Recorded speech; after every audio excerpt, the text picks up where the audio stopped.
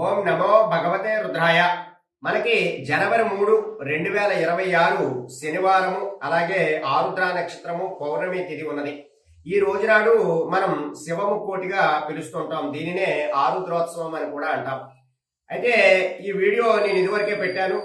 చాలా మంది మాకు దగ్గరలో ఉన్నటువంటి శివాలయంలో ఆవాల నూనెతో అభిషేకం చేయరండి అని చాలా మంది నాకు కామెంట్ రూపంలో తెలియజేశారు.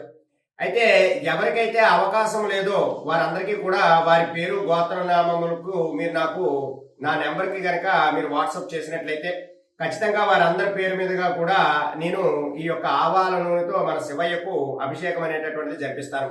అయితే దీనికి గాను నేను 216 రూపాయలు అనేటటువంటిది అందరికీ రిజిస్ట్రేషన్ ఫీజుగా పెట్టాను.